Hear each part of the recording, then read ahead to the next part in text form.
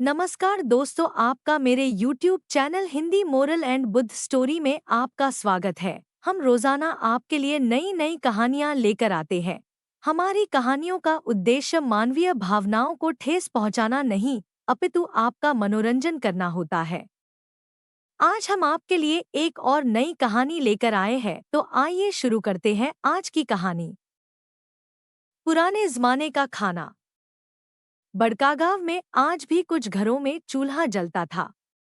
वही पुराना मिट्टी का बना चूल्हा, जिसमें जलती लकड़ियों से जब रोटी सिकती थी तो सोंधी सोंधी खुशबू पूरे आंगन में फैल जाती थी।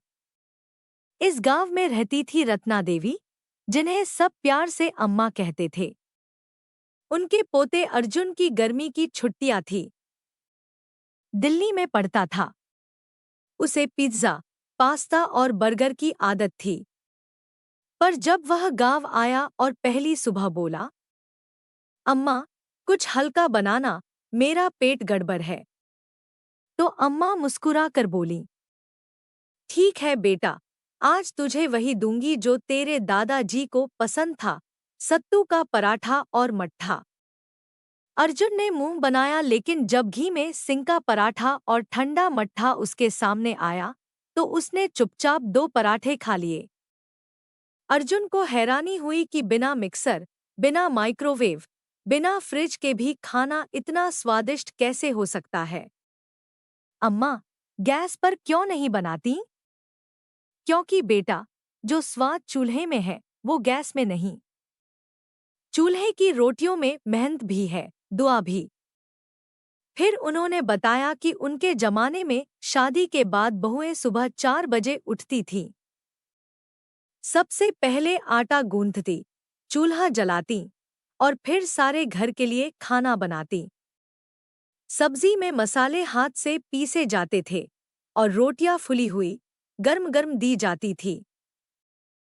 गांव में हर घर की चक्की से अलग खुशबू आती थी। अर्जुन को रत्ना अम्मा चक्की पर ले गईं। देख अर्जुन, ये गेहूं हम खुद पीसते हैं। इसमें न तो मशीन का गर्म लोहे की गंध होती है और न ही स्टोर का बासीपन। चक्की वाले रामसेवक चाचा बोले, आजकल शहर के लोग भी यहाँ आटा पिसवाने आते हैं, कहते हैं पुराने जमाने का स्वाद चाहिए।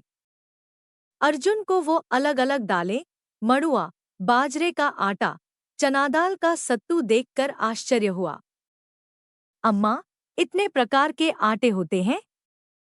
हाँ बेटा, और हर आटे के पीछे एक मौसम, एक परंपरा और एक जरूरत होती है।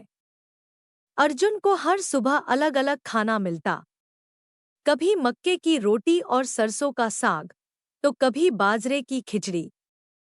सबसे मजेदार था जब अम्मा ने कहा, आज तुझे गरम तवे की फुल्का रोटी और टमाटर की लकड़ी पर भुनी चटनी खिलाऊंगी। लकड़ी की रसोई से चटनी की गंध आई तो अर्जुन खुद भागा भागा आ गया। अम्मा, ये चटनी कैसी है? बेटा, इसे आम की लकड़ी पर भुना गया है, फिर सिलबट्टे पर पिसा गया है।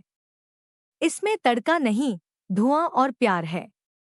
अर्जुन ने पहली बार सिलबट्टा चलाया और बोला, हाय, ये कितना भारी है।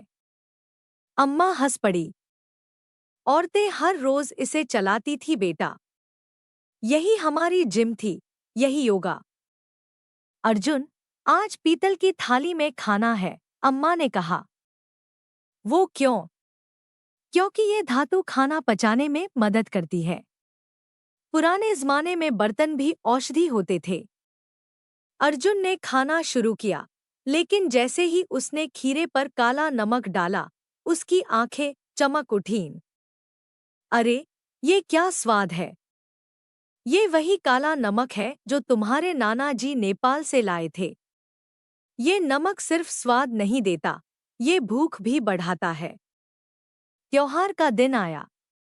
अम्मा ने पूरनपोली, मठरी, पूरनपोली खाते हुए अर्जुन को लगा मानो उसके बचपन की कोई भूली बिसरी याद उसकी जीभ पर लौट आई हो। अर्जुन ने देखा कि एक कोने में लकड़ी की एक पुरानी अलमारी थी जिसमें तरह तरह के अचार सजे थे। ये सब किसका है, अम्मा? ये सब मैंने अपने हाथों से डाले हैं। नींबू, आम, करौंदा, लाल मिर्च। हर अचार की एक उम्र होती है, बेटा। अचार की धूप में सुखाई प्रक्रिया और सरसों के तेल की खुशबू ने अर्जुन को बांध लिया। अम्मा, दिल्ली वाले जानते भी नहीं कि अचार बनाने में इतना ज्ञान होता है। अम्मा ने एक दिन कहा, आज तू खाना नहीं परोसेगा, बस खाएगा। अर्जुन ने देखा कि अम्मा अपने हाथ से हर सब्जी, दाल, रोटी उसकी थाली में डालती जा रही थी। अम्मा, आप थक जाएंगी। नहीं बेटा, थकान तब होती है जब प्यार ना हो। पुराने जमाने में खाना हाथ से परोसा जाता था, क्योंकि हाथ से निकला खाना सीधा दिल से जुड़ता था। अर्जुन को अब रेस्टोरेंट का खाना बेमानी लगने लगा था। वह हर दिन अम्मा से नया कुछ सीखता, दाल को फूंक मारकर कैसे चखा जाता है, दही कैसे जमाया जाता है, अचार में कितनी धूप लगेगी। जब छुट्टियां खत्म हुईं, अम्मा ने उसे जाते वक्त सत्तू, अचार, चूड़ा, घर का पिसा मसाला और पीतल की छोटी थाली दी। बेटा, ये सब सिर्फ खाने का सामान नहीं है, ये तेरी जड़ें हैं। इन्हें मत भूलना। अर्जुन ने एयरपोर्ट पर जाकर पहली बार महसूस किया कि असली स्वाद केवल जीभ नहीं, दिल और यादों में भी बसता है। पुराने जमाने का खाना केवल स्वाद नहीं था, वह एक परंपरा थी, एक रिश्तों को जोड़ने वाली रस्म, एक संस्कार। उसमें मेहनत भी थी, ममता भी थी और एक अपनापन जो आज के रेडी टू ईट में कहीं खो गया है। अर्जुन अब हर रविवार अम्मा को वीडियो कॉल करता है और पूछता है, अम्मा, आज क्या बना रही हो?